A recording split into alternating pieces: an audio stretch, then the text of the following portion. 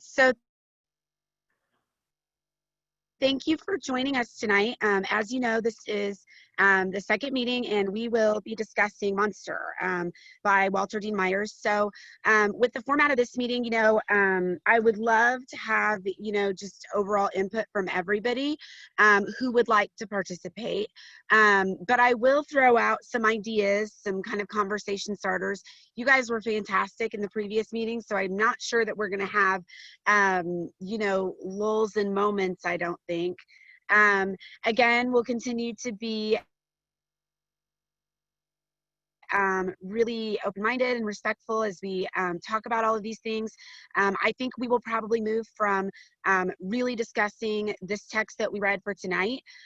We definitely can refer back and probably should refer back to our first reading with Race Manners if you have any connections to provide there.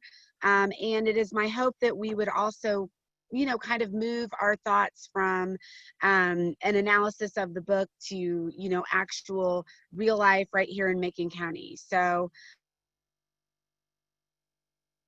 I guess I will start with just a big balloon question.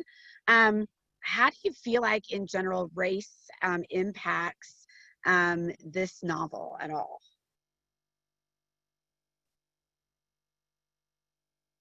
You can unmute yourself once you are ready to speak. I think it sucks that it does. I mean, it definitely does.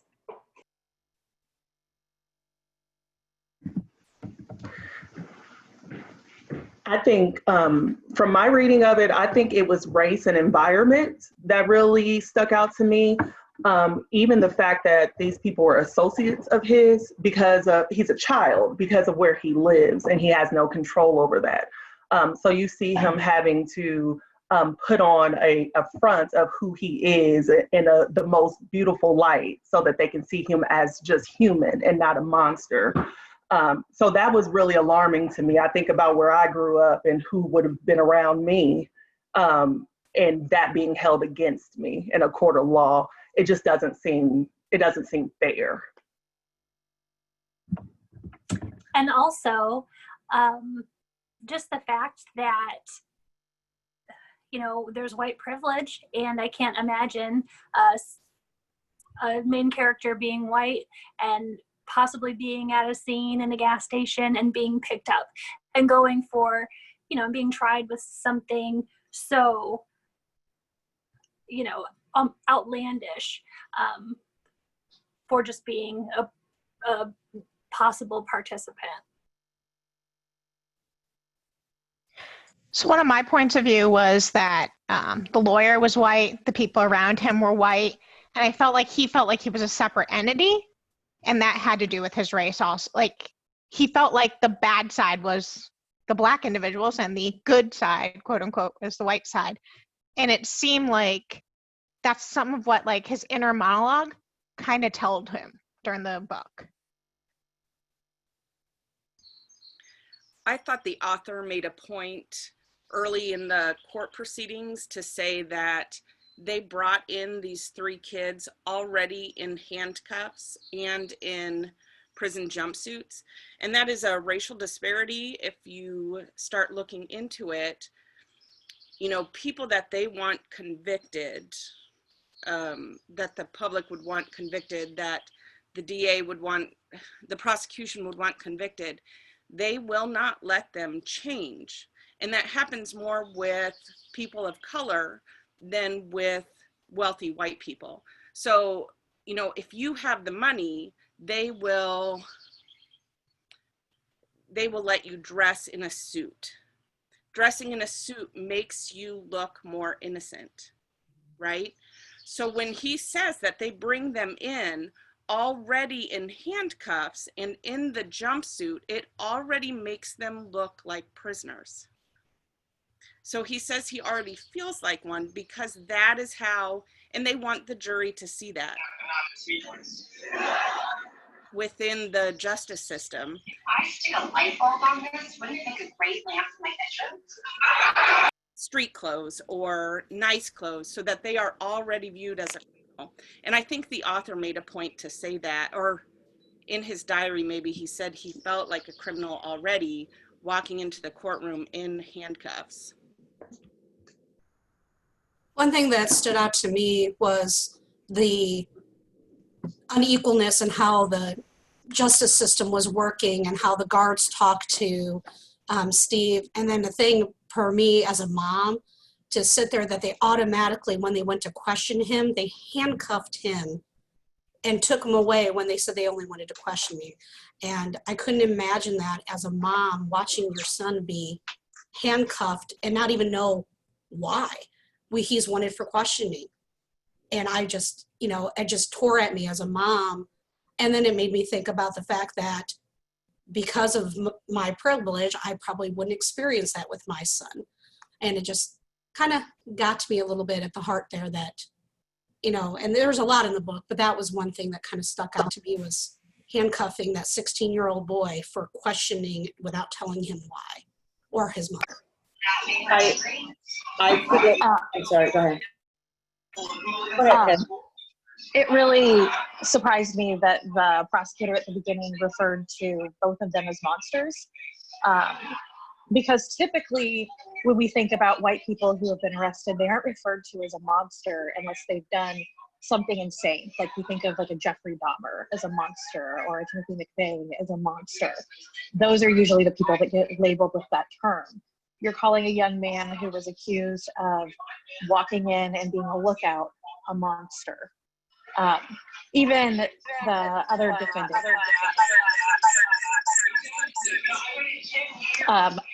defendant, this was an accidental shooting. Not that it's okay, somebody still died, but it was an accidental shooting. We don't typically think of a white person who does something like that as a monster. So to label these two as a monster, I think that goes directly to race, that we're making them a lower class because of what they look like automatically.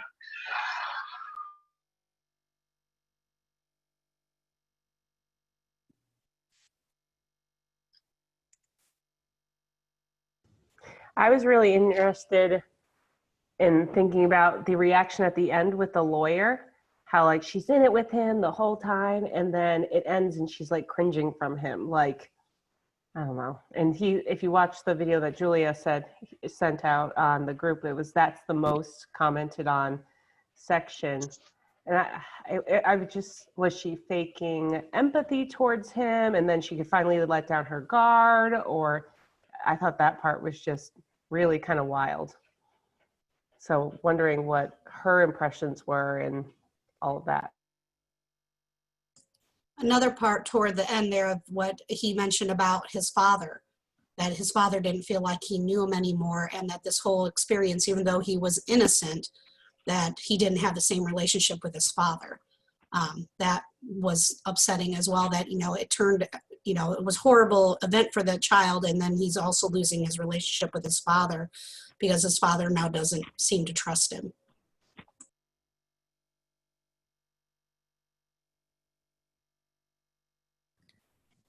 I would like to go back to what Chrissy mentioned.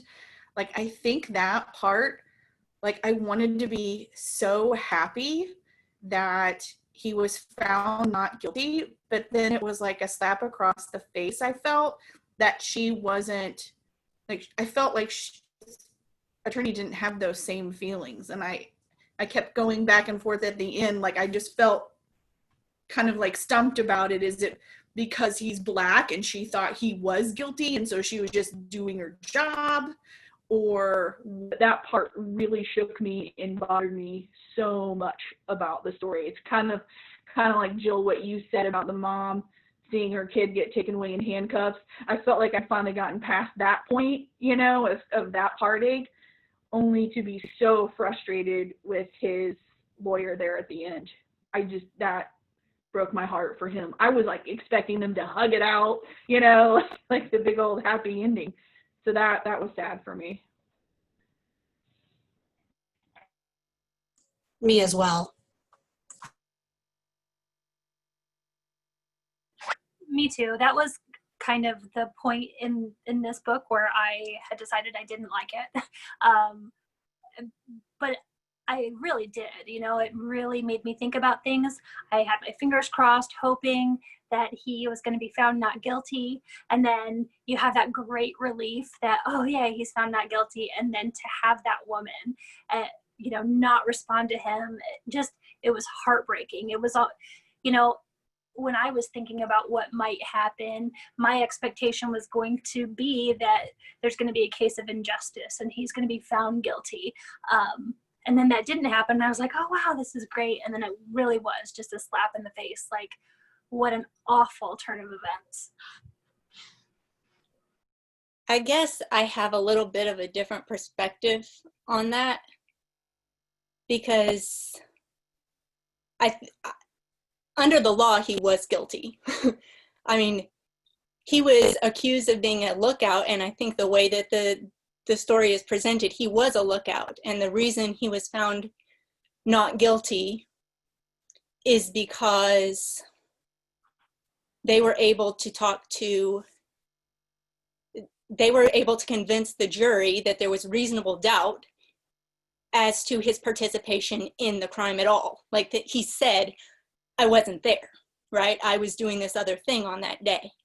So for me, and I do work in the legal field, I am a paralegal, I don't practice in the criminal area, but I'm very conscious every day that there's a big difference between the law and what's fair.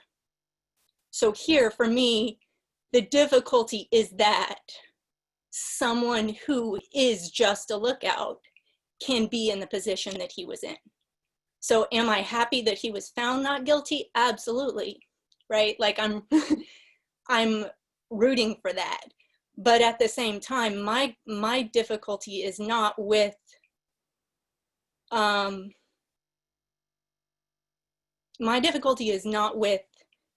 the trial went. It's just that the law is the way that it is. I remember when I was in grade school, one of my older brother's friends here in town was in a similar situation where he was the getaway driver. There was a planned robbery, and whoever opened the door to this person was expecting them, and they shot him and killed him. So the teenager who had driven this man to this house to commit the robbery was in fact charged with first-degree murder and found guilty. And that's the sort of thing where it just kind of blows my mind. Like, that's the injustice to me, is that you have teenagers who can find themselves in this position when they didn't actually commit murder. They never handled a weapon, you know, and yet the law is that can be murder. That's what I don't understand. I almost wish we could take a poll of how many people thought he was guilty versus how many thought he wasn't guilty.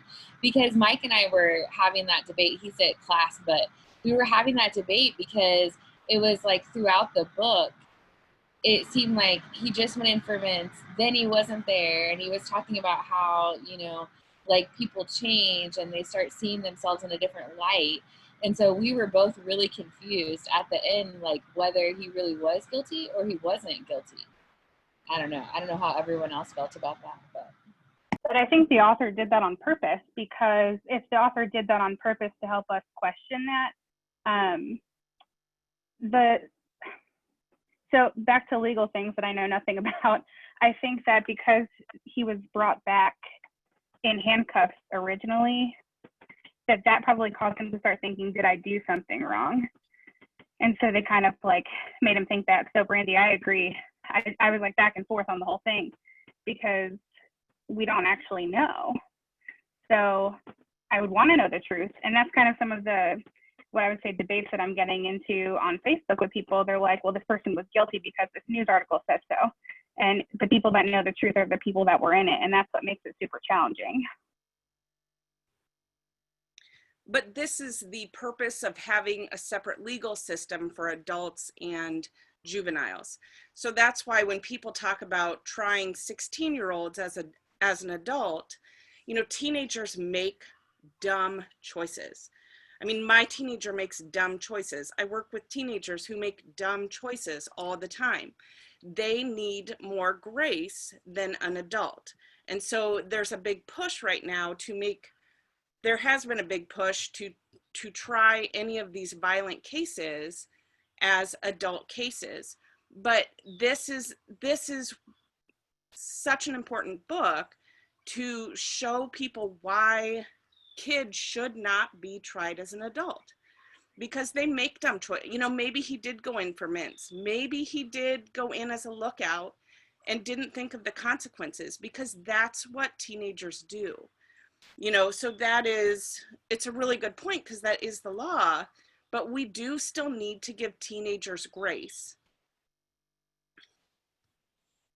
I am agree with Kelly. Teenagers can make really dumb decisions. And so the fact that he was like accused as an adult, it doesn't give him any break. And if I think about it, and if I read about it, I'm a mother of a teenager,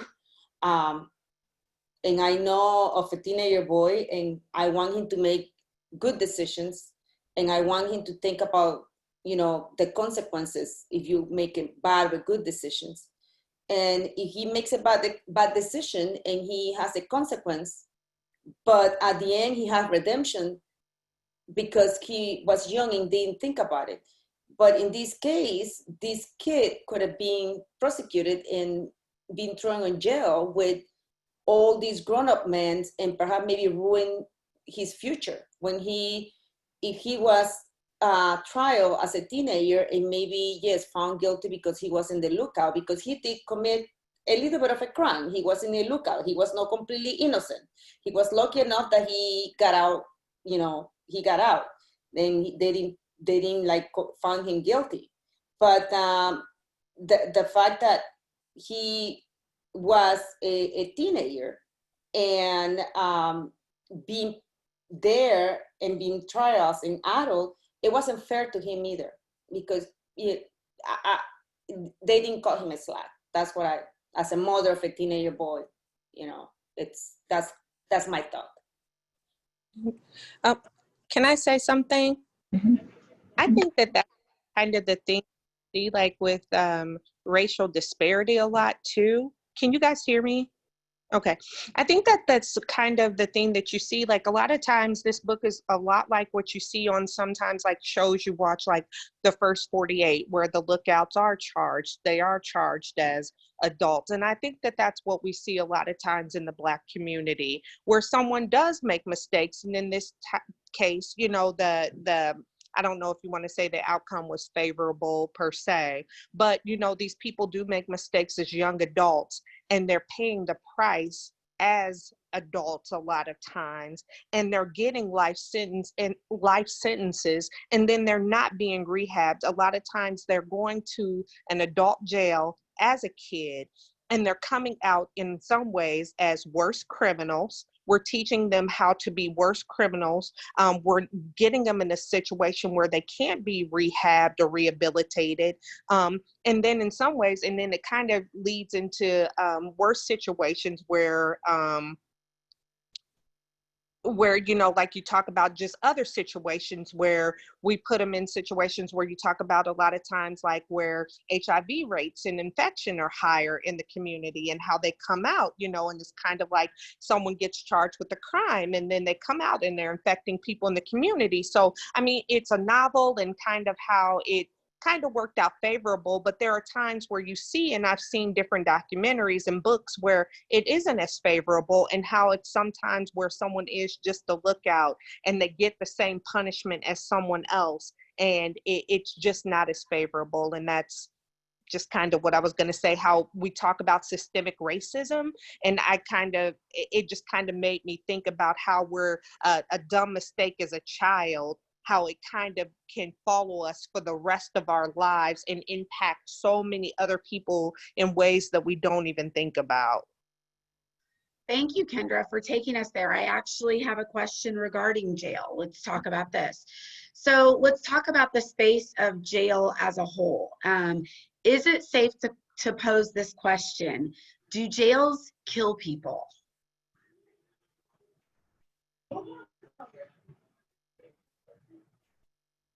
I think so. Yeah. Has anyone watched on Netflix recently the Khalif Browder story? Whoa, write that down if you haven't watched it yet. It's heartbreaking, so my answer is yes. And it may not be right then, but yes. Shelley, can you explain why you think it does?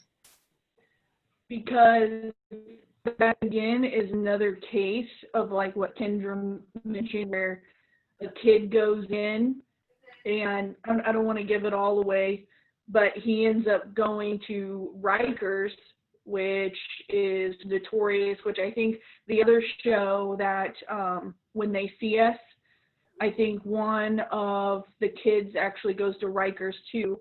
And it's just a horrible place for a kid to be, and the things that they see, the things that are done to them, and then put back out on the street and no rehabilitation, and he just couldn't handle it. It's a heartbreaking story.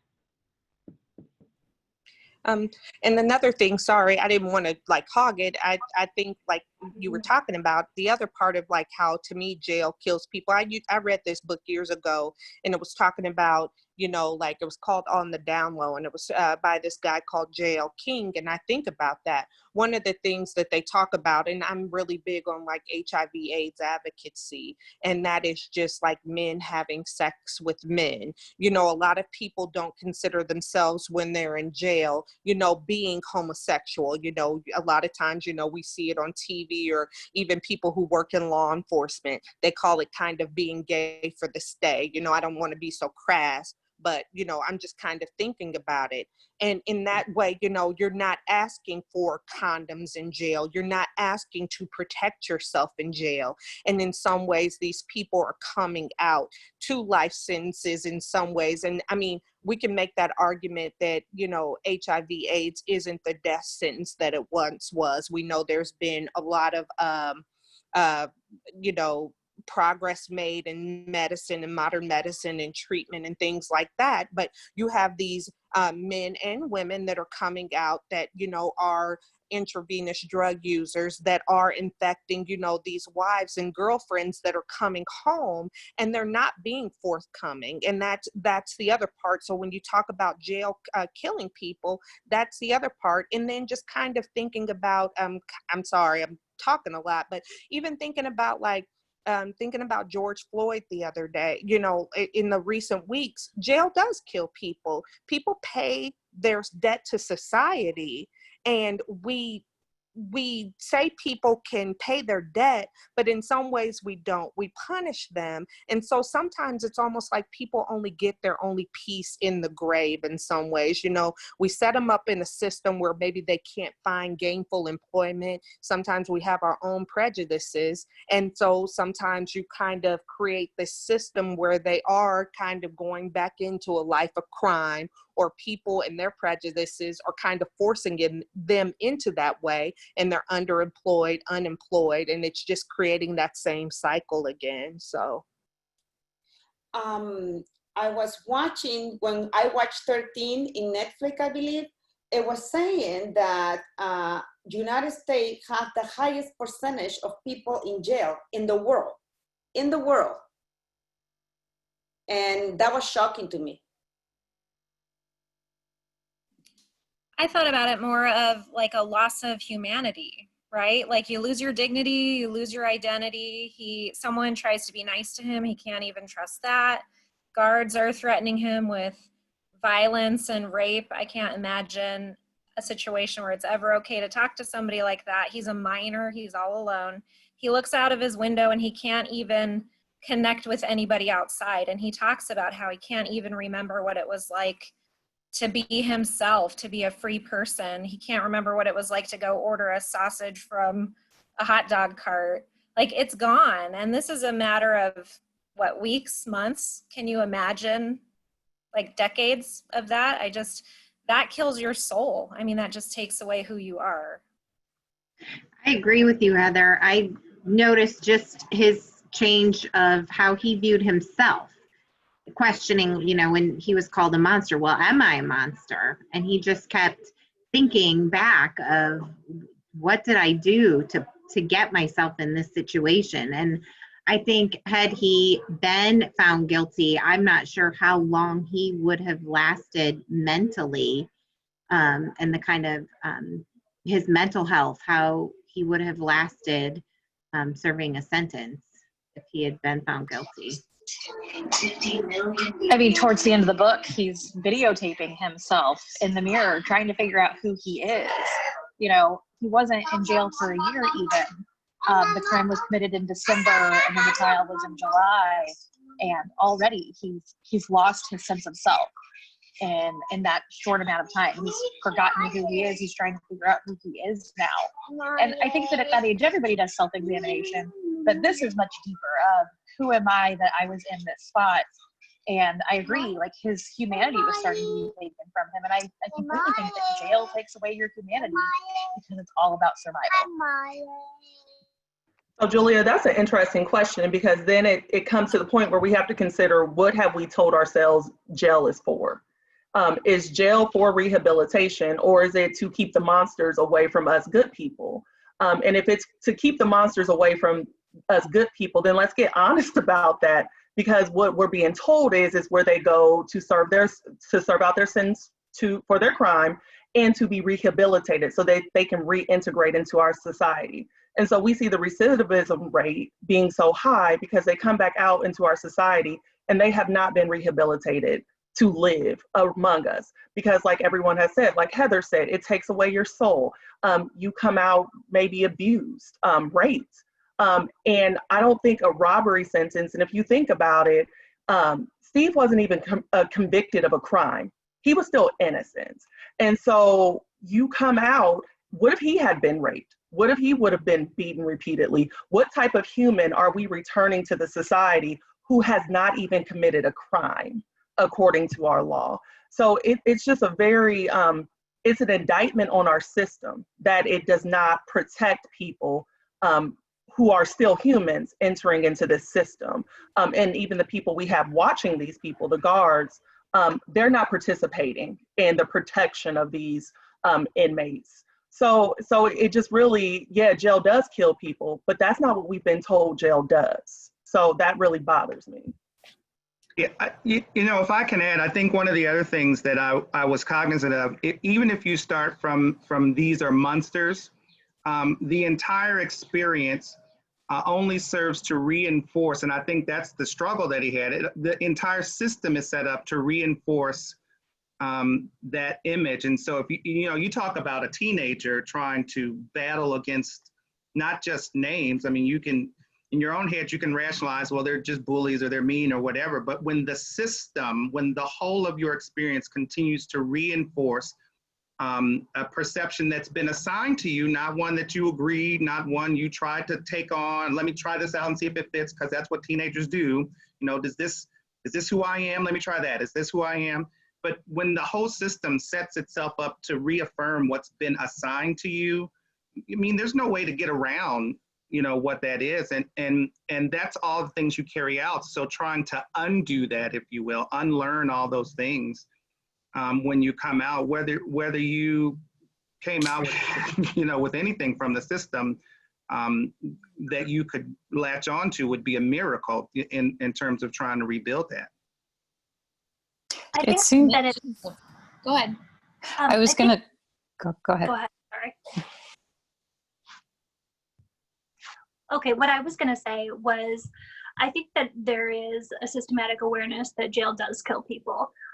It's common practice that belts and shoelaces are taken away. He mentioned it numerous times. You know, saying, I understand why people can't have belts here, and you know, suicide is, you know, it kills people too. And I also think that a huge component in this is like prison degrading a person so much so to cause humiliation, embarrassment.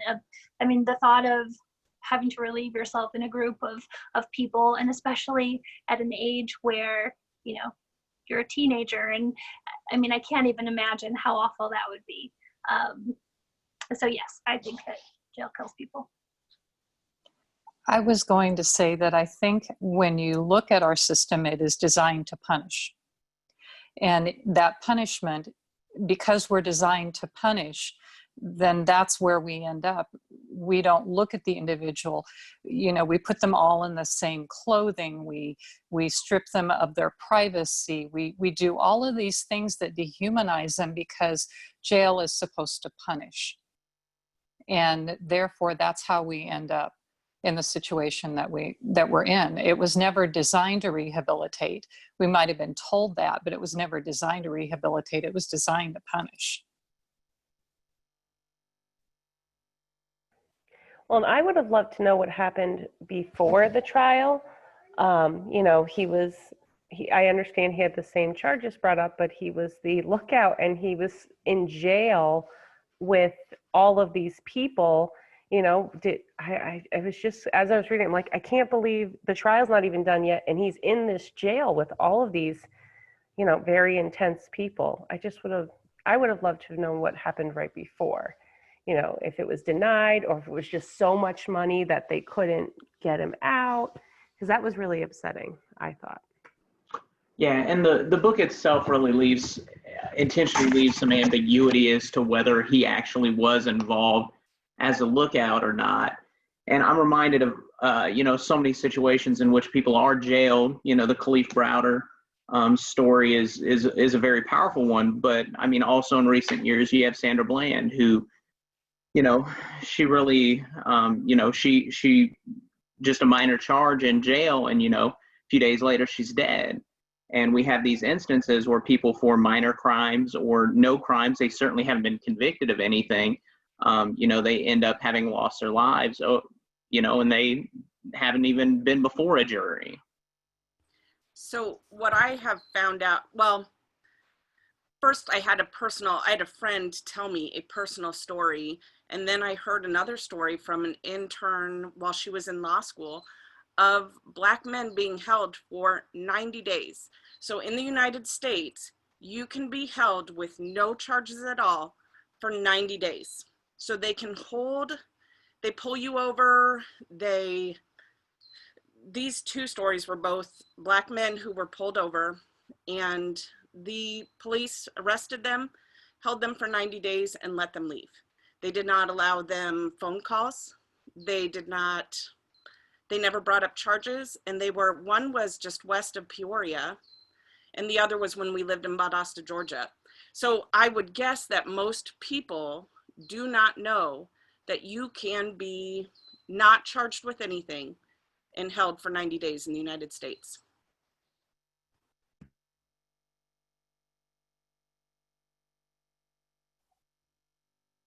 So can we transition to a term keeps coming up in a lot of your conversation, and it's about Steve and the other inmates' dehumanization. Can we discuss the link of that dehumanization and race throughout the entire book? So how are the two of those ideas linked?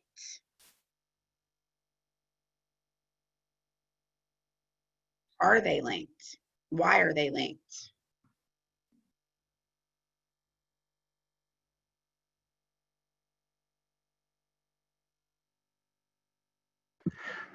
I'll speak again. So dehumanization and race, it happens frequently, and it's the way that we build narrative around people and their crimes, right? So when you are called a thug or you're called a monster, or that type of language is used, that's used to take away some of your humanity. That's how the words operate in this system. Because then if you have a white person that commits very similar crimes, you'll see words like, we'll talk about their mental health. We'll talk about their future. We'll talk about what all the great things they're going to do in their life. We'll talk about they were just wayward or they made a mistake.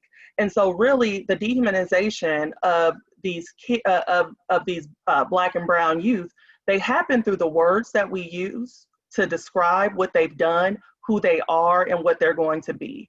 And even the guards, that's the part that really stuck out to me, because this is, at the end of the day, is a 16-year-old. I have a 15-year-old, and I'm just thinking of someone betting to their face on how much time you're going to get. And how does he come back from that? So I'd love to see part 2 of what Steve's life actually became. Because from all intents and purposes, it looks like he was a pretty good student, at least had an interest in film. Similar to Khalif Browder, I'm wondering, was he able to overcome all those things that was in his head? Because now a narrative has been developed around his worth that he's going to have to work on for the rest of his life. So I really think the dehumanization comes in the way that we use words to describe instances and people. Janelle, I'll add on to that. It also comes in the way we don't describe other people. And so even if, as you think about how we described or didn't the district attorney, the prosecutors and the folks who surrounded the case. I mean, if you look at the narrative about who they are, I mean, clearly these are people who have their stuff together. They would never do anything. So it's a stark contrast to describing the people in front of them. And I understand certainly that they were being tried for a crime, but there was not a distinguishment between the crime and who they were as people, whether they were innocent or not.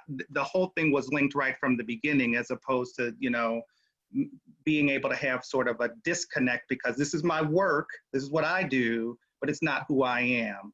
But being, that crime was representative of who they were. I mean, you even heard them in some of the things. So you knew them, you knew this, what they were about, and yet you didn't put 2 and 2 together. I mean, just the whole narrative all tied them together from the beginning.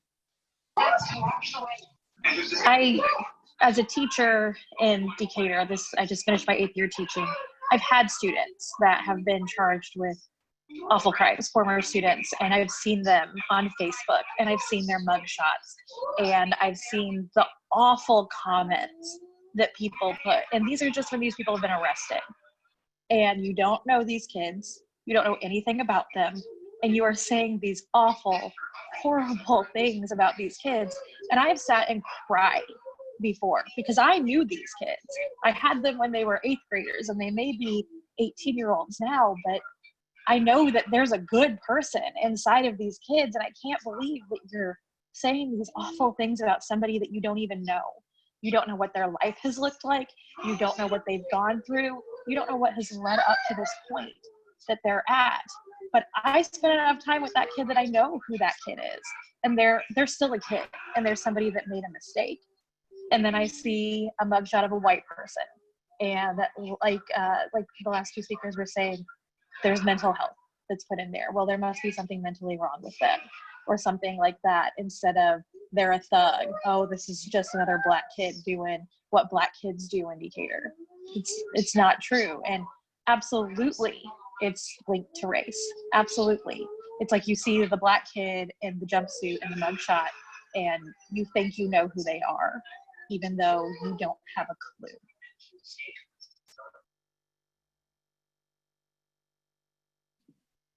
For me, I felt like O'Brien pointed out to him that even though he was a 16-year-old who was a good student, he came from a loving family, he had both parents playing an active role in his life, what the jury sees is him viewed as an adult because he's linked to King, he's always linked to King, and then they make the connection to Bobo. And so here are 2 grown men who have had previous issues, who are not good characters, and he's dressed like them. He's often handcuffed to them and walked in with them. And that tie is made. And I questioned throughout the book, is that because he looks like them? I mean, is that because all 3 of them happen to be the same race? Is that all that the jury sees? Having a hard time picking out the individual and understanding who he is and how he's different.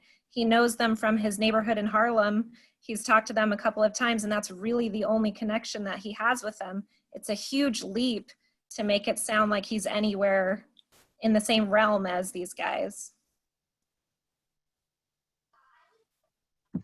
Yeah, that section of the book where the prosecutor runs that whole line of, oh, is this your acquaintance or is this your friend? Is this your acquaintance or is this your friend?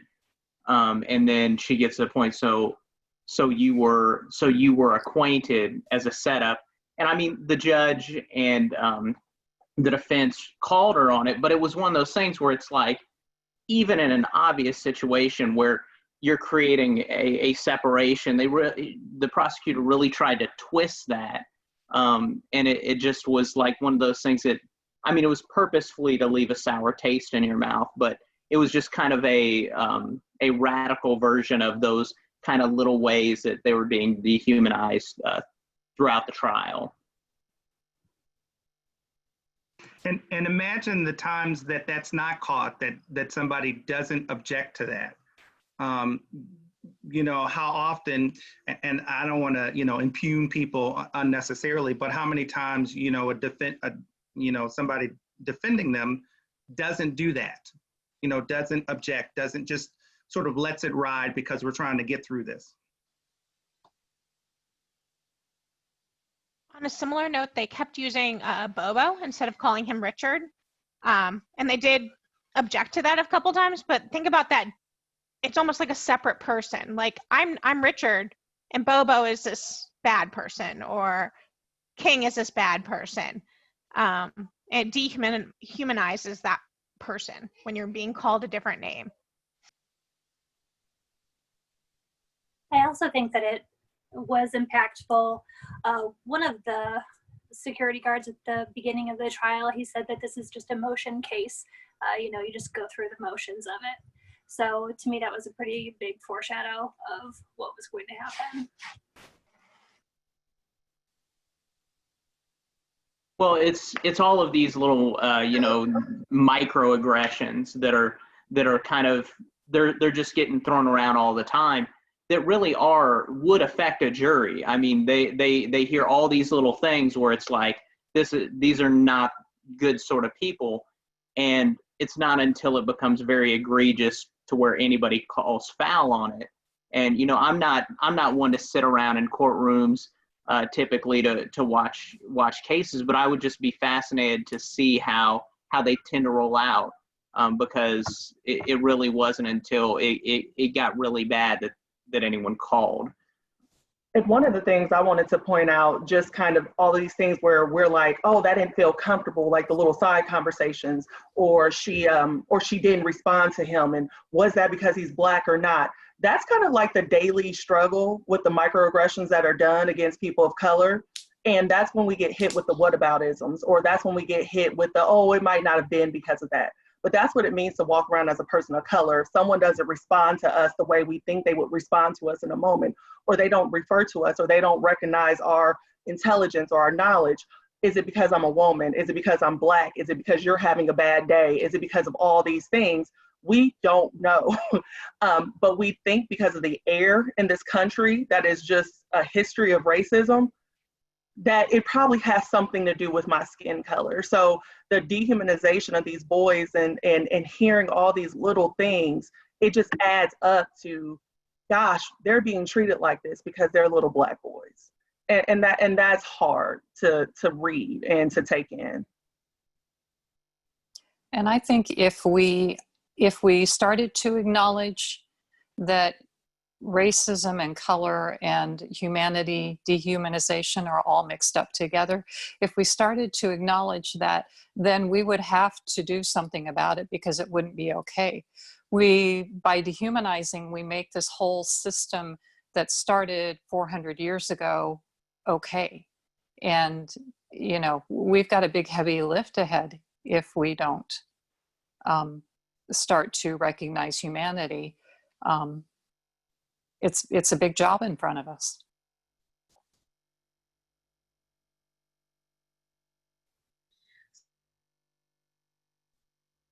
So that's a really great point, Tanya. That kind of leads to another thought I had. How do we see any of the Black characters in the book trying to create a space to be viewed as humans? So we know that they, you know, Steve is very influenced, right, by what people are telling him he is, the terminology that Janelle's been talking about, monster, thug.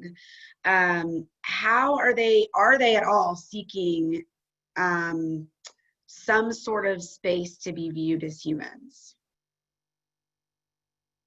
Do they put up a fight?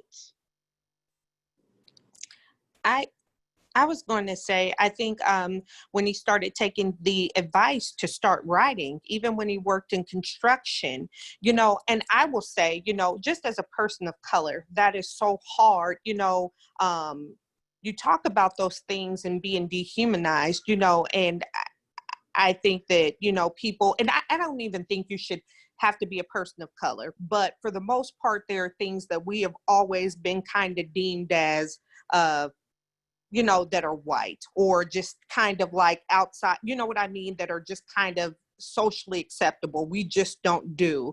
And there are just, you know, there are things that you are interested in, and just someone just kind of taking an interest in those and piquing, you know what I mean? Just kind of taking that interest and kind of piquing that interest and like, just saying like, yeah, even though this is my 9 to 5, like this is something that I want to like show an interest in, you know what I mean? That's just outside. Like, I don't want to be pegged as just like a construction worker. And I think that, like you talked about microaggressions a little bit, I think that we have to be able to maybe start having those conversations with people on a day-to-day basis, and people pushing us to do those things, and even finding some of the wherewithal in ourselves to kind of push ourselves to do those things, to say, okay, yeah, maybe this is what I'm doing, but yeah, I am better than this. I am bigger than this. You know what I mean? I have something outside of that. You know, I am talented, but it is kind of hard to do that when you've been just pegged as a, you know, a blue collar worker, or just, you know, a person from this kind of neighborhood, a thug, a monster, or whatever.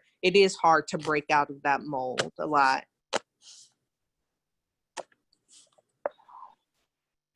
I did see a lot of similarities in the book with things that I think about in Decatur sometimes, like when you know, it's well known that these guys, this kid is from Harlem, and we typically think of the poverty in Harlem. And then I think about, you know, certain areas of Decatur, people think, you know, those are poor areas of Decatur. I think a lot of times poverty does play a lot, not to, you know, put race off, but I think also poverty can play a big part in how people are looked at. So, you know, you've got this group of people from Harlem. They're poor, they're more likely to commit a robbery, to get money, to survive, to do whatever they're going to do. You've got a well-known drug element, it sounded like, was portrayed in the book in Harlem. So they have, you know, people who are using drugs, people who are selling drugs. You have people who are already commonly in trouble before, like Bobo, like he was able to sell cigarettes in a jail system. He's, you know, he's been there before. So it's more likely that there's going to be repeat offenders. And I just think that throughout the book, they just kept piling these things. You know, they made it known that Steve, his family didn't have a lot of money. So, you know, maybe he was part of this. He lives in a neighborhood where there is a lot of people who typically commit crimes. I feel like I'm bouncing, but I kind of, I think about how our teachers try really hard to pick these kids up when they get to school, to give them a reason, like the teacher did that, you know, would watch his films and, you know, give him advice. He tried to pick Steve up and help him see that there was more to life than the stoop in front of the apartments in Harlem. I think he was, you know, trying to build him to give him an out. And I see that our teachers in Macon County in our community, you know, they are trying to do this for these kids. But Steve still goes home at the end of the day.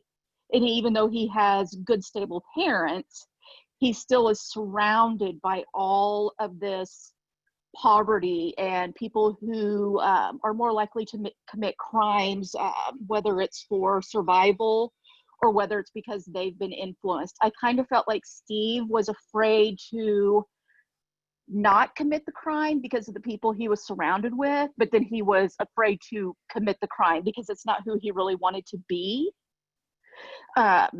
In my opinion, I kind of thought the whole time that he probably started to do this lookout thing and then didn't, because it's not who he wanted to be.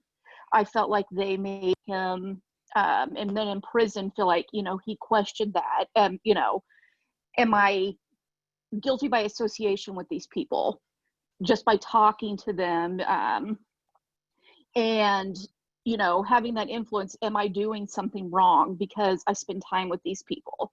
But I always think about in Decatur and the school systems and things, we try so hard to lift all these kids that are in poverty and different things and to show them, you know, how to get out and to give them resources. But at the end of the day, they still have to go home to their neighborhoods.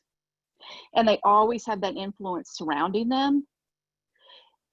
So, I mean, I admit, and this is, you know, something I try not to do, but anytime there's a shooting or something in Decatur, I'm looking at what streets it happened on because of that culture.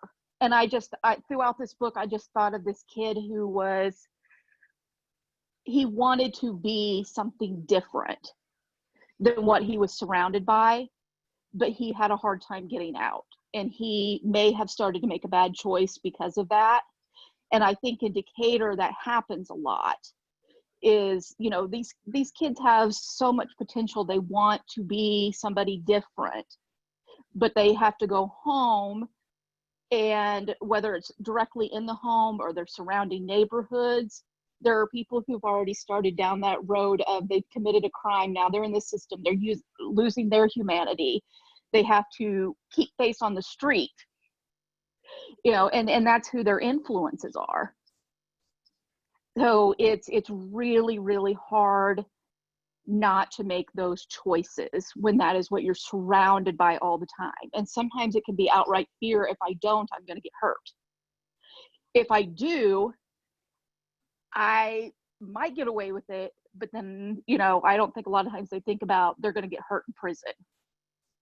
That it's going to, even if they don't physically get hurt in prison, it's going to affect the rest of their lives. And yes, I do think that, you know, there is jail causes death. But I don't think 16-year-olds can really think about that consequence. I think they think about what's in front of them right then. And whether it's to try to be cool, try to blend in out of fear, they, you know, or out of fear, they make these choices. But I think, I don't know, there's just been teachers talking about, I cry for these kids. And it's like, I can see that. I cry for those kids too, because I feel like so many of them want something different in life. But as long as you have those surroundings, it's really hard to get out from under it. And I've tried to figure that out for years, is like, how do you really help them get out from under that? So those are just some thoughts I was having about humanity and the situations they're in. And I would really just like to understand how, is there a way to help so that we can get people out of poverty and out from under this life so that they can be, you know, who they want to be. So anyway, those are just some thoughts I was having.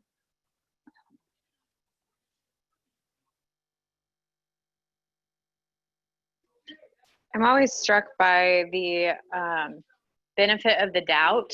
I think that's one of the ways that we can, I mean, where I'm from, you know, the street I'm living on, no one would ever assume like, oh, I understand why that shooting happened there, or look at me coming out of a convenience store and think that oh, I must have been involved in what happened 15 minutes later or 5 minutes later or even 2 minutes later.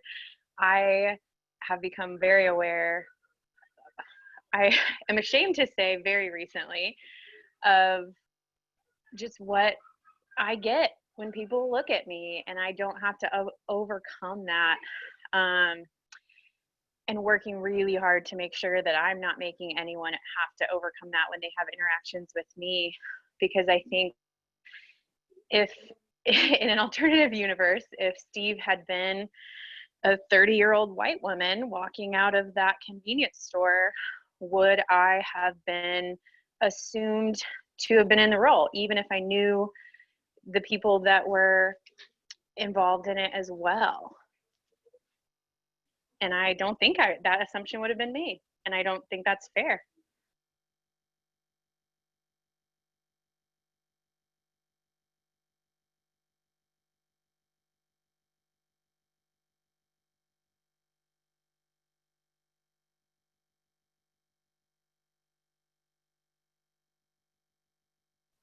So the venue of Harlem came up, and I'm really interested about that topic and your thoughts on that. I'll kind of wrap up lots of questions into one, and then I'll throw it out to you and you can kind of go with it. One, is it fair to assess that because this happened in Harlem, and I think we can insert any big city, but because this happened in Harlem, the outcomes are the way they are? Does the novel taking place in Harlem have anything to do with our perception of the entire situation? So for instance, with the police officer's take on guilt versus innocence, with the judicial system's perception of innocence versus guilt. And again, I would challenge you, the connection that Jennifer said earlier, consider Harlem potentially like in, inner city Decatur. How does our view or perception change as a reader or a viewer or a citizen?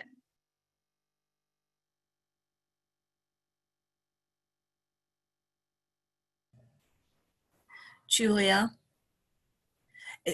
what comes to my mind is there really, oh, this is so embarrassing. It's like my brain just totally quit the thought that I had in my mind about that. Give me a chance to reconnect my brain, and I'll be back, Julia. Sorry.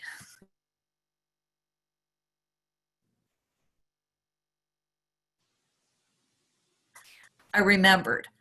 I'm wondering if there is a connection as far as using one person against another person, because that seemed like a big part of what was going on, is that they would talk to somebody either that was in prison or in the neighborhood and use each other, one person against another. That was shocking to me. Maybe that's always done in the judicial system. I don't know, but it seemed to be in our faces through the whole book.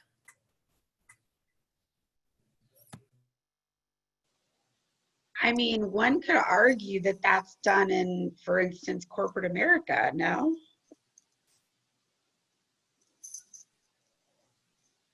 I guess when I read the book, I didn't really focus on where it took place. I focused more on what was happening, how the detectives were acting, presuming that the boy was guilty by handcuffing him at his parents.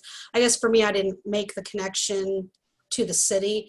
I kind of focused more on how the police were acting, how the guards were acting, and kind of what Brenda was talking about, how they were all throwing each other under the bus, and how the one who said he was there was not getting felony murder because he ratted out King. And I guess I focused more on how imbalanced the justice system was in all this versus focusing on the fact it was Harlem. To me, I think what happened with all of the disparities could potentially happen in any city.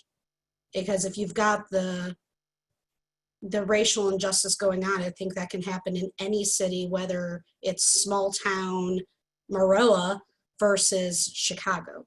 But maybe, again, I didn't focus on the city. I focused more on what was happening. I was very intent on the 16-year-old boy and what was happening to him versus fixating on the town he lived in. But that was just how I read the book. I feel like I think when we say, oh, sorry, go ahead. I lived on 110th. It was like 5 blocks shy of Harlem, kind of where Harlem began. And now that I'm thinking about that question, maybe that's why he got off. I mean, when where I lived and when it was, and who knows when this was, because there's been crazy gentrification now and, you know, all of that. But I could see as that conversation of, well, he passes by me on the street. Everybody walks everywhere. So if you live in any 5 or 10 block radius, you see, and you are technically associates with everyone.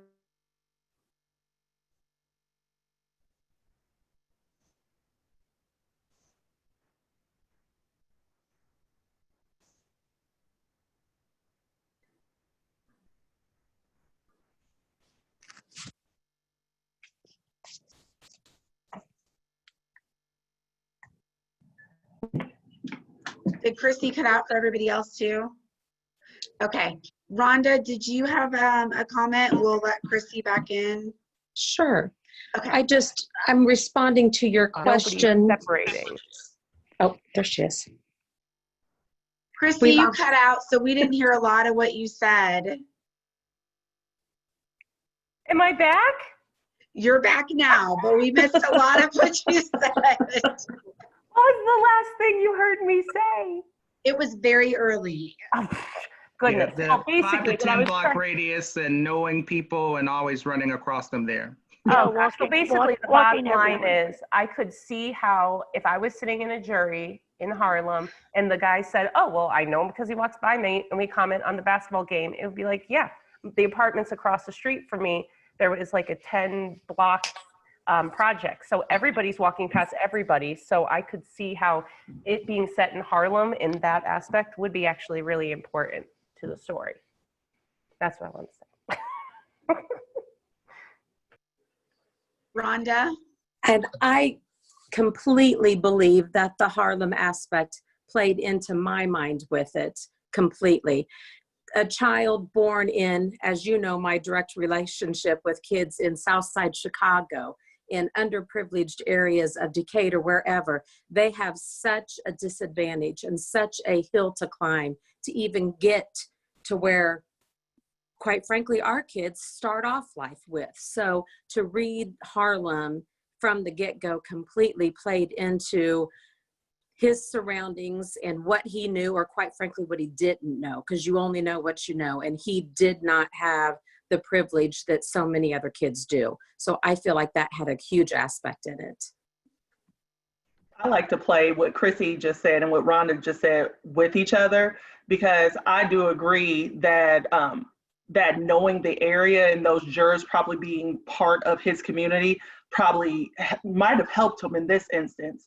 But for outsiders looking in, when we are asked to judge a case or to look at a situation, if you mention the words a Black youth in Chicago, Harlem, Memphis, a Latino youth in Los Angeles, outsiders all of a sudden just get this image of inner city kids shooting each other, and that's just inner city crime or Black on Black crime, if people use that terminology still, and we kind of dismiss it.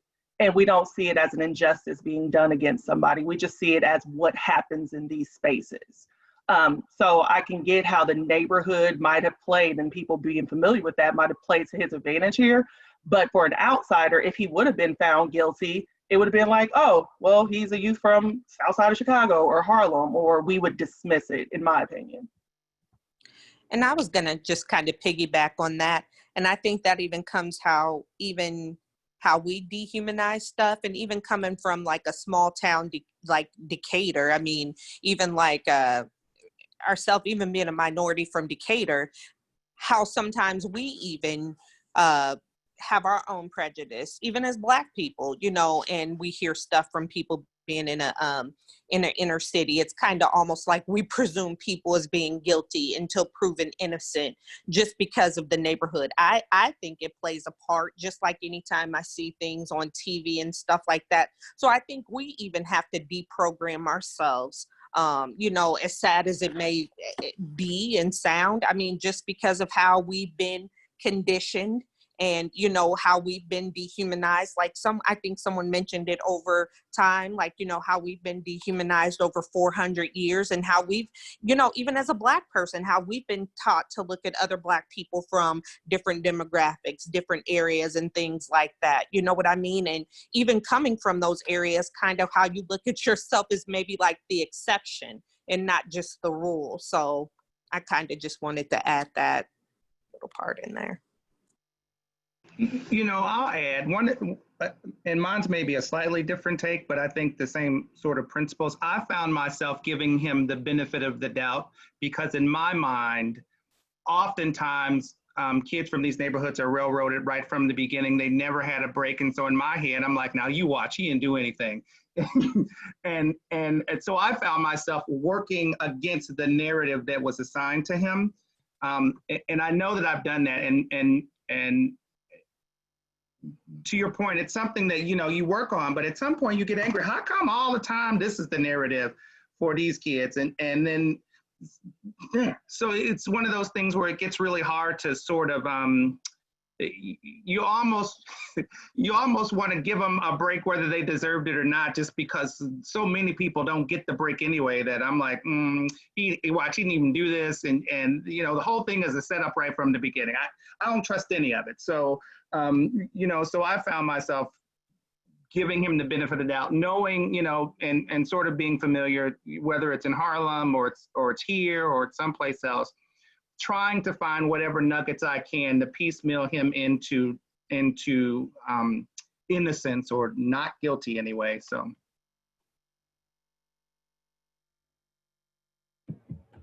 So I thought the inclusion of Harlem was really interesting from the perspective of, like, because there was a note that the author made later on in the book about how when he grew up in Harlem, you know, you had doctors and lawyers living right next door to, you know, impoverished people. And that was just basically because of, I mean, I'm making an assumption and correct me if I'm wrong, but because of some like the redlining that was going on where Black families didn't have any opportunity to move anywhere else. And so you have this kid who, yeah, I feel like you could read it, and I never really got the sense necessarily that he was coming from a broken home or even a necessarily overly impoverished home, because even his dad commented that he was really surprised about the people he was hanging out with. And so I think it just kind of gets into some of like the systemic racism that he's faced with, where maybe he's not, like if he was, you know, maybe white, he'd live in like a Forsyth. But he, you know, his family's not able to go to the areas where he could kind of get away from, you know, crime or whatever it might be. And the defining factor is because of, you know, his race and what's set against him. And so it's not just a, you know, on the micro level, it's at the macro level too, working against him.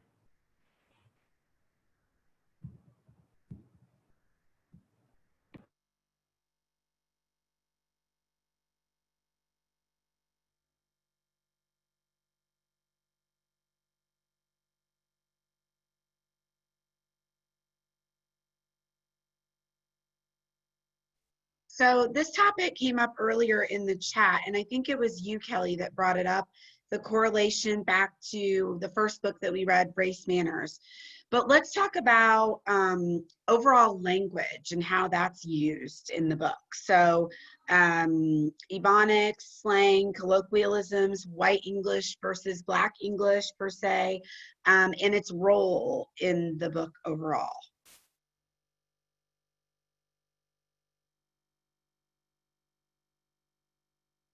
I thought it was interesting. They kept making them call the guy Mr. Evans. Like Bobo, was it? I think. But that they kept trying, the defense attorneys were trying to formalize, you know, making sure they were giving it this formal name instead of, you know, the nickname Bobo. for probably race reasons, but also to make him sound not like a fool. But, you know, Mr. Evans versus Bobo, and he was called Bobo because people didn't really respect him in the community. It alluded to a little bit in the beginning. It sounded like, I don't know.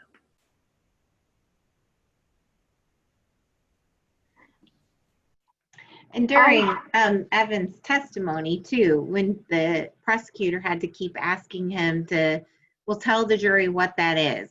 I can't, none of them come to mind, like wasn't a gun stop, but what the robbery was supposed to be. And then, you know, what the weapon, the gun was called. And he used the slang terminology, and she said, well, tell the jury what that is. We saw that in the Trayvon Martin trial too, because the young lady the young lady he was on the phone with when he was killed, when she was put on the stand, she was a teenager to begin with, but she used slang language, and it just really turned the people in the courtroom off.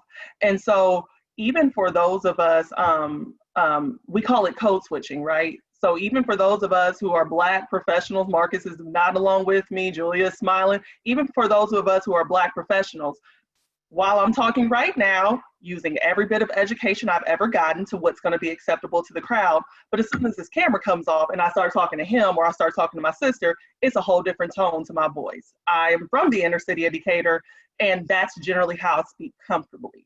But we know better, but not everybody knows better. So I think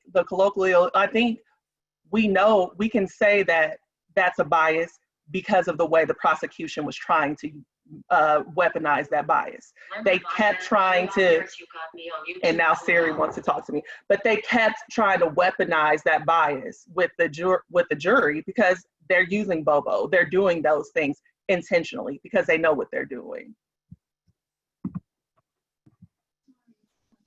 I thought in the book when they did the whole thing with the attorney and Steve turning the cup upside down when he answered a certain way, when they went back and forth with that, I felt like that was not only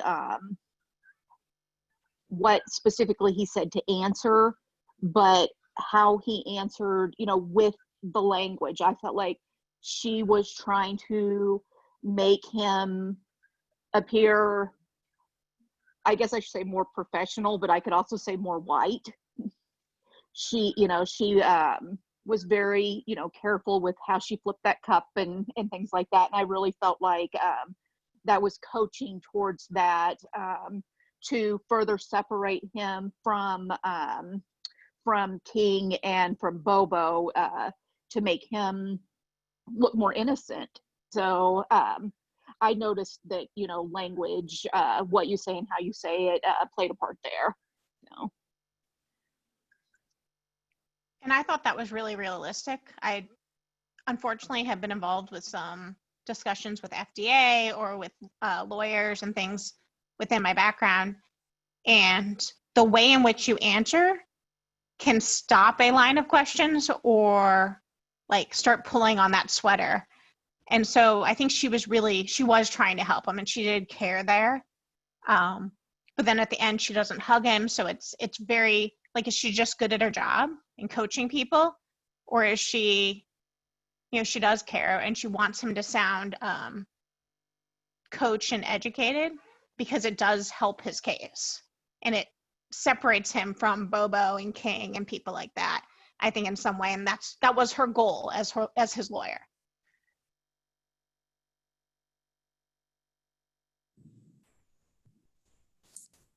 One thing that I wondered about as I was watching listening to the audio, and I also read the book at the same time. It kind of helped me to get through it. But I wondered, why did they try them together? Right there, I mean, you've got somebody that's questionable whether or not they are guilty, and you've got someone who really, for sure, looks pretty guilty and is pretty willing to admit that they're guilty. And you put those two together, that really, I thought, put him at a disadvantage, because already now he's having to dig himself out of that hole of dissociating himself from somebody that really isn't presenting very well to the jury, to the audience. So I was just, you know, is that just normal? I don't know. I know that people are tried together many times. Why are they doing that? Is that to save money, to save time? Because to me, those were two very different roles in that particular crime. And just the fact that they were both in that courtroom together, I don't know, it to me was kind of already putting him at a terrible disadvantage. His lawyer even admitted it, that he had to be brought away from that so that they weren't associating him with those other characters that were much older than him and really were guilty. I felt myself, like what Marcus was saying, I felt myself really pulling for him just because I thought, Steve just seemed like the kind of guy that, my guess was he probably didn't know how to tell them no when it came to taking part in this crime. So he was, just holding back. They kind of looked at him as kind of a nerd. And so he didn't want to say no, but when it came right down to it, the fact that he didn't do anything, that he didn't make any sign or signal to them or anything, made me think in his mind, he's thinking, I didn't do it. This wasn't part of it. So all the way through, then I was rooting for him. And I thought, even if he at the moment of decision decided not to, then in his mind, he didn't do it. And then he was victorious at the end. He was not guilty. He's excited about being not guilty. And then what happens? He's rejected by the white woman who's defending him. He's rejected by the black man in his life that meant so much to him, his father. And so now where does he go? And as I looked, I thought, oh boy, now he's starting way back. He's starting several steps back from where he even began when all this started out. And there's no rehab for him. Who knows? I mean, he was in jail, not prison, jail for a long time. There was no rehab for him in there. He was just in amongst a bunch of criminals where they put him until his trial was over. So, that part made me feel sad. That's where I thought, as much as I rooted for him all the way along, when that happened, my thought was, now where's he going from here? What's going to happen to him? Is this what happens when you start behind, you catch up, and then you're pushed back again? Now it's his choice to decide where to go, but who knows? He's got a stigma on him now where people are already not believing in his innocence, even when he did all the way through this. I thought, and just in my mind, the reasons that they might have been tried together, one, I was thinking of the era the book was written in. Maybe things happen, differently during that time. But the other thing I was thinking is King's attorney wanted them together because I think he needed that innocence to help King along. And to me, it was kind of like the older white man trumped the younger woman, because we still have those hierarchies too, it seems like, in society, in addition to race, is a lot of times between, an older man or a woman, they will, the man a lot of times will get what he wants in the professional world. So I was kind of thinking along those lines of they probably wanted to try separately, but King's attorney trumped her. So that was just kind of my thoughts about why they were tried together. I'll add to that, and I think someone said this earlier. It's sort of this, domino effect in some places. So in order for Bobo to get a lesser charge, he had to, turn on King, and in order for King to get something lesser, he had to throw him. And so you compound all of that. I mean, it's sort of like this whole thing, we're going to throw the book at the little fish, and the big fish get off. And I think, to your point, it didn't make good sense that they should be tried together. But if you're on the prosecution side, it made perfect sense, I think, probably because you can, the likelihood that you're going to get a conviction with the two of them together increases so much more than trying to try them one at a time, where you don't have this effort of multiple points in the room. I saw this one and I saw that one. I maybe saw that one. And all compounded, I'm sure, by who you're looking at in the courtroom anyway. So, I think the idea that they were tried together was certainly intentional on the prosecutor's part. That's my take.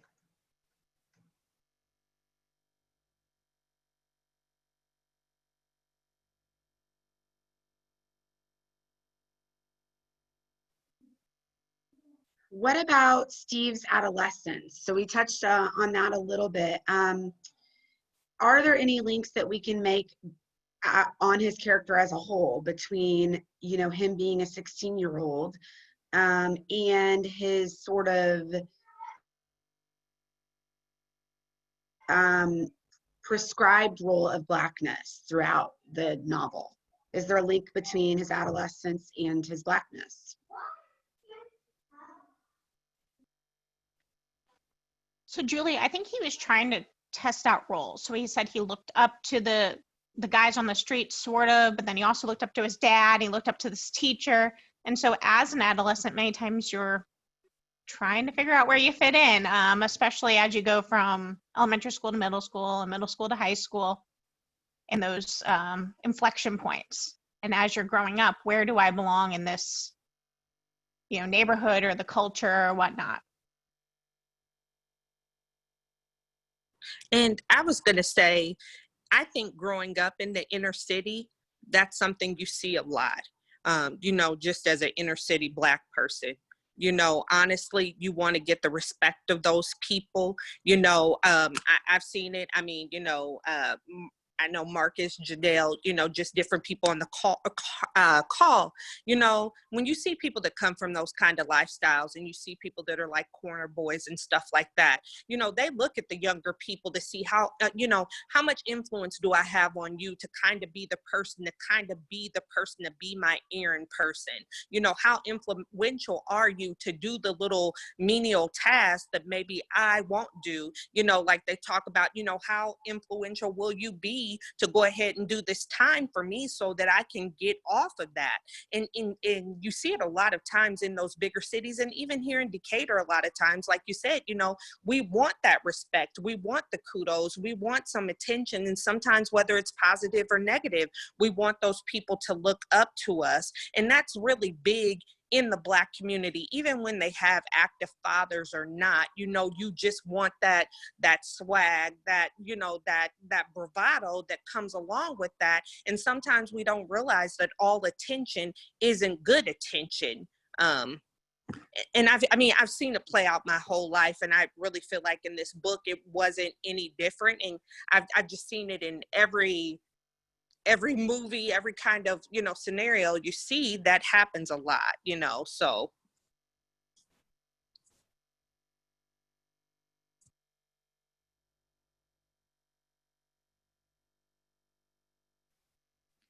As I was reading, I wrote down notes on like the role that masculinity would play, you know, and needing to be accepted. And then when he's in jail alone and reflecting, he thinks, why didn't I look up to my own dad who worked so hard for my family? Why didn't I look up to my film teacher, Mr. Sawicki, who always gave me a chance and saw me for who I really am and gave me like a way to express myself and for people to see me in a different light? And then he thinks so much of his brother, Jerry, and like why he wasn't more of a role model for Jerry. And now who does Jerry have if he's facing, you know, if he's facing life in prison and life away?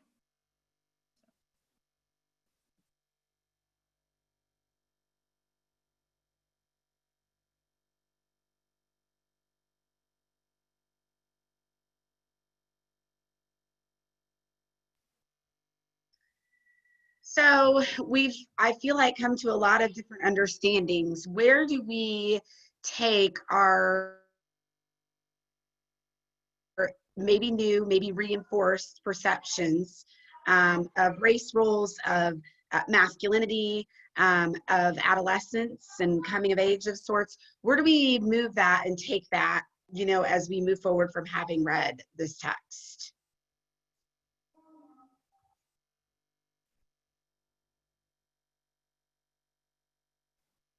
What do you do with this information? There's a couple of things that I've been thinking about. I went to one of the Bloomington Black Lives Matter meetings, not the protests, but the meetings. And one of the things that they formed is a bail bonds fund, so that people who are sitting in jail on these nonviolent, not in this case, it wasn't nonviolent, but we have instances of people sitting in jail for long periods of time. They're losing their job, they're losing their livelihood, they're losing their humanity, and they're at risk. And so supporting some of those policies has become a lot more important to me, especially after reading this instance and me not understanding why this young man was in jail awaiting trial. Two, I also think that for me, it's about being careful with our language and how we weaponize that against people in the words that we use to describe people. And then the third thing is how we treat youth in the justice system. There's an age in this country around 14 where it becomes very shaky on if you're going to be tried as an adult or not.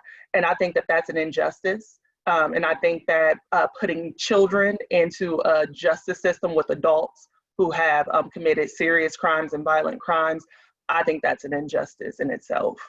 So those are the things that were just from this book that just kind of rose to the top for me. I think that was the most difficult thing for me, is when he said he wasn't even old enough to come visit if he wasn't on the other side. You know, and I think that was one of the things I thought, I need to do a little more research on that. That's sad. I think one thing that that we can all do is, and this comment was made earlier, was when you see an article about a kid being convicted of a crime, the comments, you know, the language, calling people out, you know, why are you calling this kid a thug? Do you even know him? You know, do you know the whole story? And standing up. I think that's one thing, you know, since I'm not in the legal system, I can't affect that, but that is something I could affect, is call people out on the dehumanizing language, call people out on it, and do more with social media and calling it out. I think that can help bring attention that, why are we using terms like thugs, monster? There's no need. We don't know anything other than what the media, which is biased, is showing us. And I think that's where we all can together possibly make a difference, is don't feed into it and make a statement and stand up and say what's right. But like I said, that's one way I think we all can help, is stop using the language and stop feeding into it. Just to piggyback off of Jill, what I've thought a lot about in the last few years is giving grace. You know, we see these, it's like Heather and Leslie said too, about these articles, we don't know the whole story. And so before we rush to judgment on most of these cases, we need to give grace.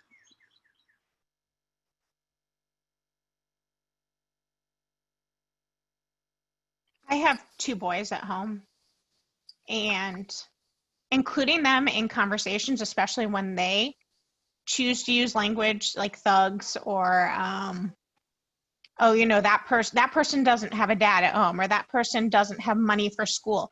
Having those serious conversations and why they think that, or why do they think that's important, I think that helps them to also grow. It also hopefully creates an ally for people who maybe aren't in the same situation as my kids, who don't have, you know, 2 parents at home, or don't have, you know, the same color skin or the same interests. Why that's important, including other kids in even kickball and dodgeball, and maybe not picking on the kid that everyone else is picking on, and why that's important. I think those conversations are good things to have your kids in. And I think this book reinforces that, you know, just because the news said X doesn't mean that X is the full story.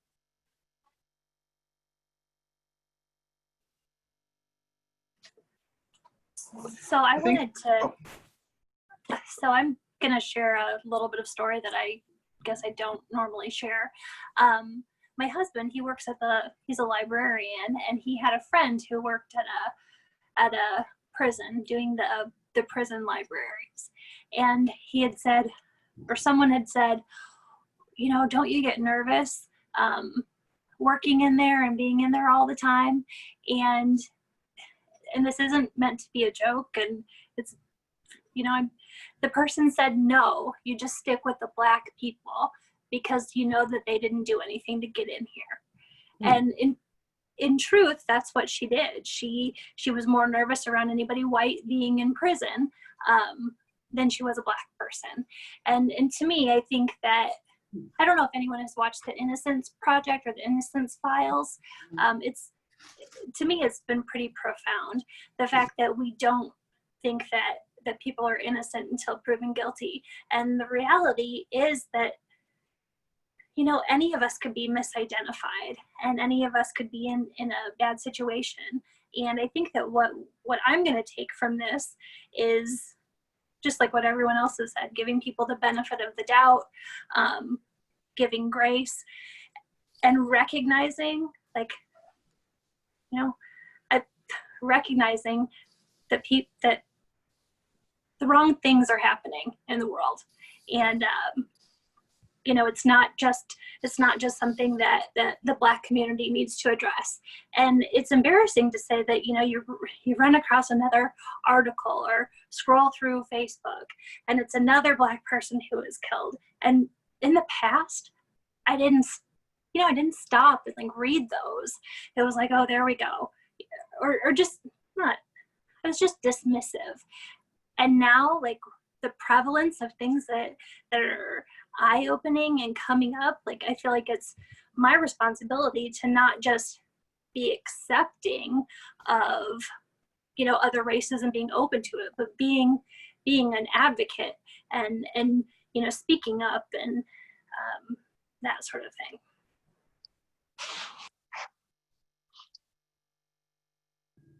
Something concrete that I was thinking about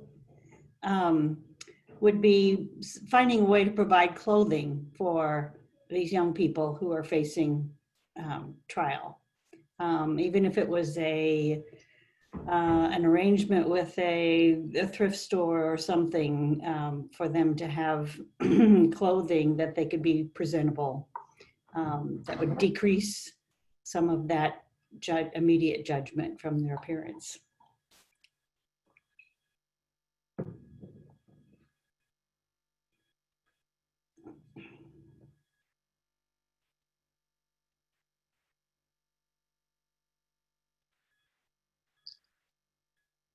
I guess as an educator, I want to know how we go from taking it to people who are seeking out this information and knowledge to the general population who continues to just, not be personally affected, so not actively seeking out any change, and getting text like these into both parents of adolescents as well as adolescents who normally wouldn't stumble across this, because I think this is just one of those perfect examples of a text that students would be actively engaged with and realize how quickly, in a blink of an eye, being in the wrong place can get you in some very bad trouble.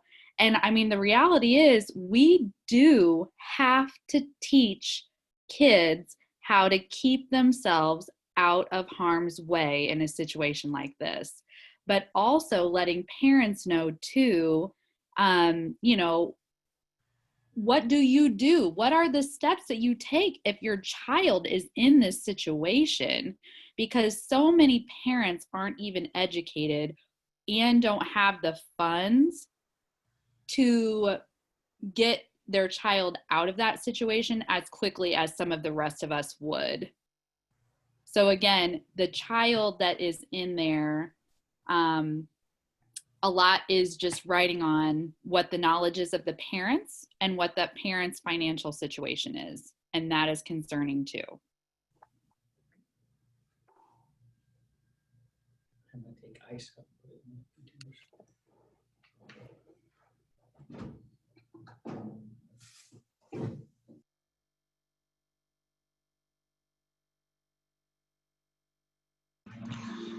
Julia, I'll just say that I'm struggling on tangible. I like that word.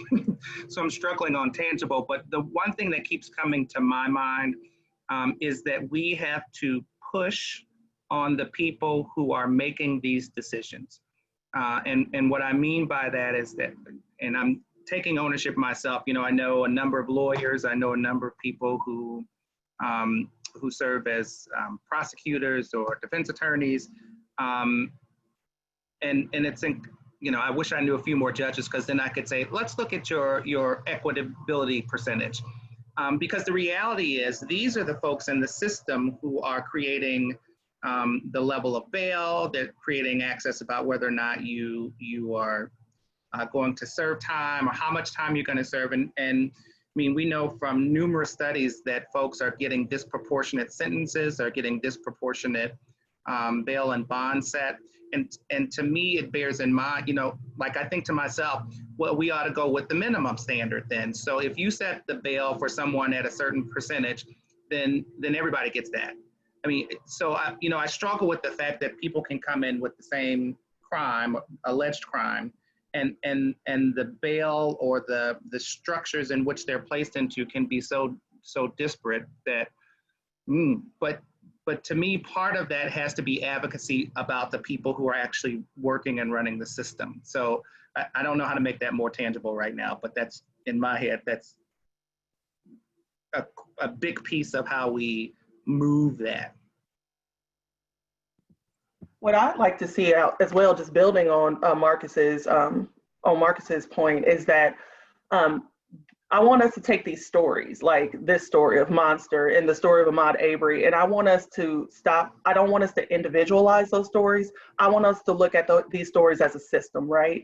So Monster is not a unique case. It's actually unique in the sense that it was at trial. What would have happened is that he would have talked to the prosecutor. The prosecutor would say, you're looking at 25 to life, but we can give you a plea deal for 20 years. But if you don't take that, you'll never get out of jail. What would you like to do? Because these cases don't go to trial. So what I like for us all to think about is, when we're talking about systematic racism, this is where the systematic part lives, right? We're not talking about individuals. We're not talking about the way someone feels about a Black person. We're talking about the structures and the systems that are in place that work against people of color and people who do not have means. And so I just want us to start putting these individual stories into a larger context of, this is an example of how the system works. Is this okay with us? And hopefully we arrive that it's not okay. And so we can start pressing on the individuals in those systems like Marcus talked about. Is there any need to start planning, talking about less means and the racism? The poverty is going to get worse if we listen to everything we hear on COVID-19. There's going to be more and more people hurting financially. And is there any way to begin looking at that, preparing for that, or am I reading this wrong?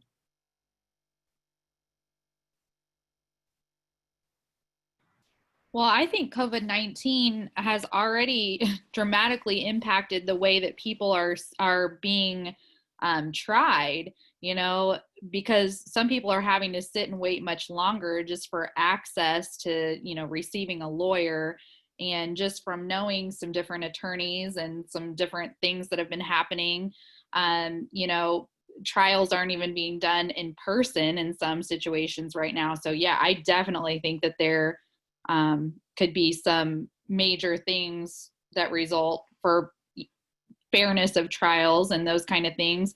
If your trial isn't even done in person, but I don't know what we do to try to fix that mess or how long this will go on.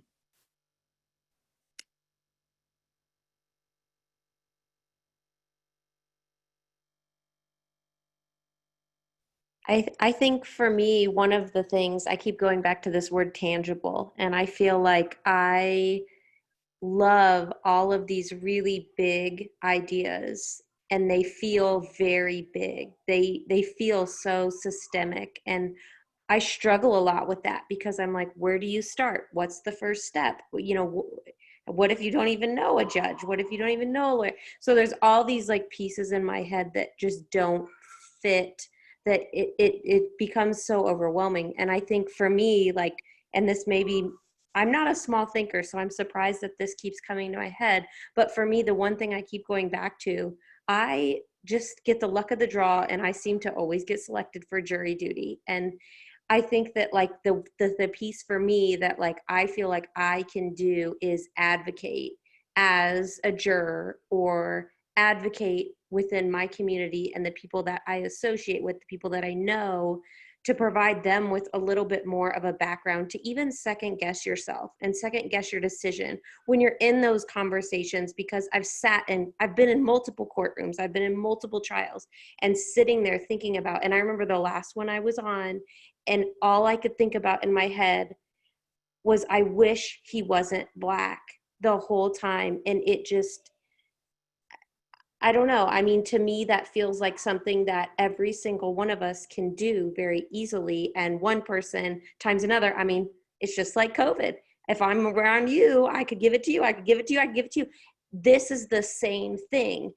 We just need to look at it a little differently. Like, we want to spread this with everyone. And so how can we make it? I don't know. That's just where my head is at.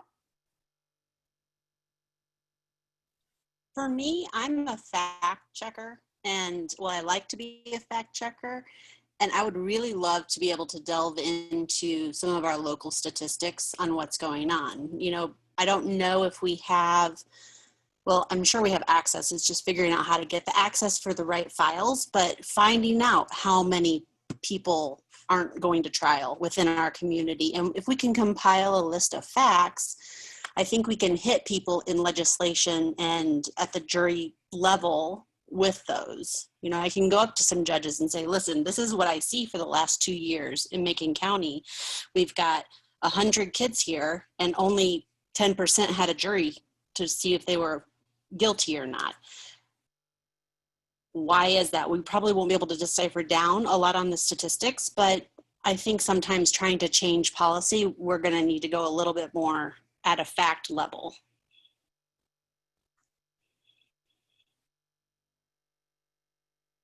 If you haven't seen the documentary 13th, it's a really good location to start a thought and a conversation with yourself about facts and statistics when it comes to the justice system and race in the US historically, just as a point of notice. Yeah, somebody else has directed me to that, and I did watch it a couple times actually, and it was very insightful. I just think at a local level it would be really interesting to be able to pull what's happening here.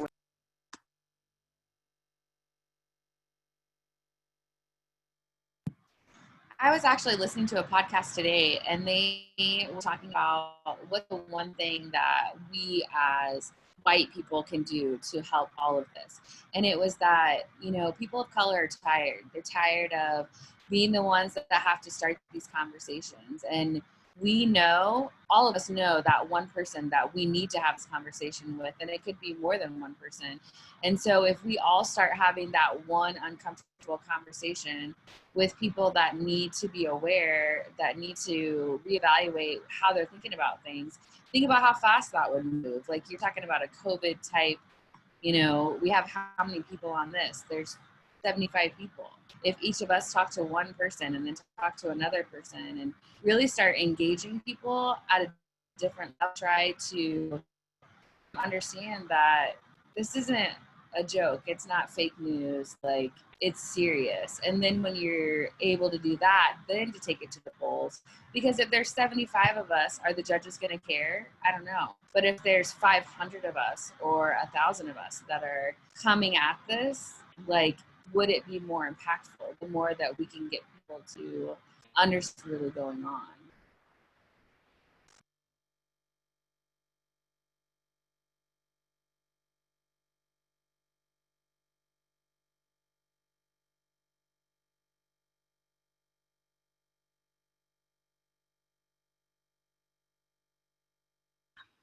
I would have to look into it, but there is also a program, speaking to someone coming out of prison. There is an organization in Champaign that works with the pain of prison to give clothes and money to people coming out, because generally they they bag up everything that came in with them and send them out without money. They might give them a train ticket or a bus ticket to get to a certain place. But if these prisoners coming out, if these people coming out who have served their time don't have family, don't have anything, they're stuck from the beginning. So there is an organization that I think Good Shepherd Lutheran Church in Champaign works with to give people clothing and money for places like family and to get to Chicago after they are released from prison. So donating to an organization like that would be something tangible that people could do, is to help give people at least a start with clothes and to get to, maybe family or somewhere where they have someone to support them.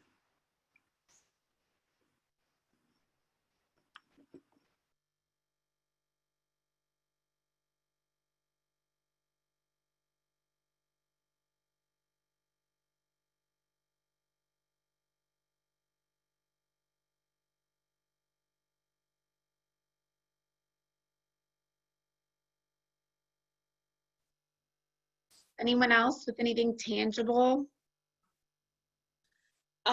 Just to throw it out there, I know that several organizations of churches, they have different organizations that are outreach, and just thinking, perhaps maybe with different organizations, you can create an outreach toward specific young African American teenagers that get caught into this system, and perhaps maybe if creating more an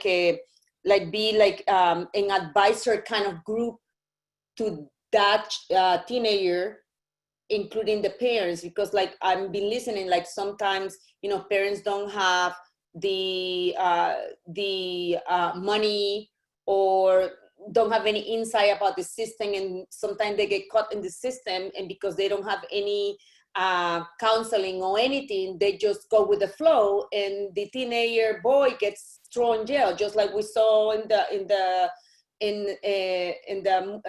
Netflix, the show When They See Us. So I'm just thinking out loud for all of you, if there's any organization out there, church or anything that somehow can provide for these situations, some kind of free counseling for these kids, to say, hey, don't talk to anybody unless you have a lawyer, or somebody that can create that for them. There's anything like that out there or not?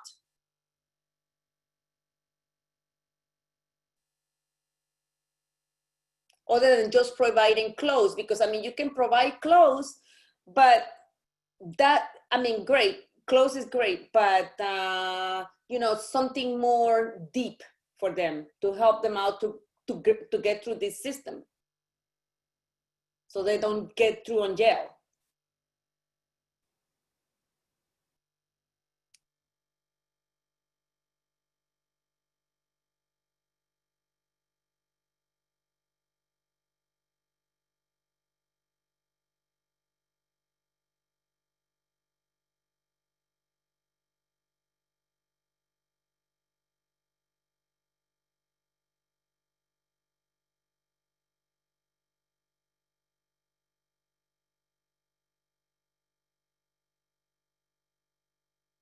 I think we've had a really great conversation, and I think we've come up with a lot of beginnings of options.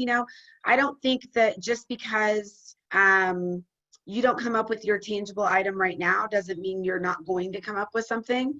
Again, I think we've talked about we all need to find what our place is and figuring out what we can do. But I think we're all well on our way. I really appreciate the conversation, and I do think this was a really great text to read. My 13-year-old read it this week as well. She wasn't able to be on the call, but she'll watch it later. And we've had some really meaningful conversations about it. like someone pointed out, not just about race, but definitely about situations and sort of like coming to age.